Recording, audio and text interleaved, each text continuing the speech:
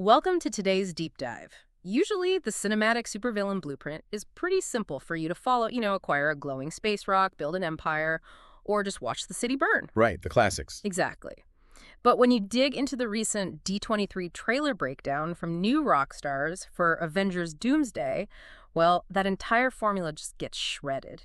We are looking at a villain whose endgame is driven by something deeply intimate. We're talking about Robert Downey Jr.'s Doctor Doom. It's a total paradigm shift. I mean, we're moving away from your standard conqueror to someone whose very existence has been completely warped by the events of the wider cinematic universe. Yeah, and the visual clues hit fast. Like, we see these glowing green runes forming on his castle floor, which, Right. it isn't just advanced alien tech. No, not at all. It's actual witchcraft that he inherited from his mother, Cynthia, and he's deploying it from Earth 828, which places him firmly in the Fantastic Four's universe. Right. So it's kind of like Doom is the ultimate aggrieved former college roommate to the Fantastic Four, but, with apocalyptic magic. That is a great way to put it. And the trailer really links that origin to an immense personal tragedy. There's this massive tapestry that Doom is staring at. Oh, yeah, that shot was striking. Yeah, and on it, his wife, Valeria, and his child are depicted as angels.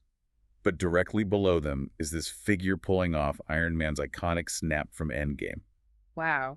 So, imagine watching your universe collapse, knowing it only happened because a billionaire in another dimension wanted to undo his own mistakes. Exactly. And there are even clever real-world Easter eggs about this. Like, Robert Downey Jr. was wearing clothes with runic ciphers that literally spell out Valeria, revenge, and justice. Oh, that is so cool. I love when they do that. It really paints a picture of a man who didn't just lose his family. He feels they were murdered by another universe's hubris, Right. which completely transforms his relationship with the Avengers from just a rivalry to a highly targeted vendetta. It does, and that recontextualizes that chilling line where Doom tells the heroes they've lived stolen lives and they need to give them back. Yeah, that line gave me chills. He's deduced that the Avengers time heist, meddling with the timeline so Loki escapes, or Steve Rogers alters the past that caused multiversal incursions. The ripple effect of their temporal tampering is exactly what wiped out his reality. Wait, I have to challenge the traditional hero narrative here for a second. Go for it. If the Avengers literally broke the timeline first to save their own skin, is Doom actually kind of justified in his anger here? Like, is he entirely wrong? Well, from his perspective, absolutely. He sees himself as the cosmic immune system responding to an infection. Right. But whatever moral high ground he has sort of vanishes when you look at his solution. Because he isn't just seeking vengeance.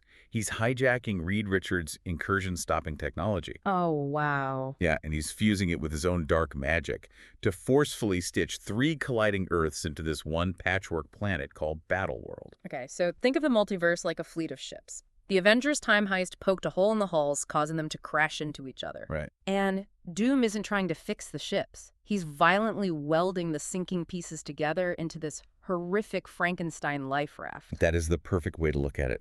He's binding realities together through sheer willpower and magic. I mean, he's even deputizing those mutant-hunting Sentinel robots to police this fractured new world. Wait, Sentinels too? Yeah. Man, so we aren't just dealing with a tyrant conquering for power.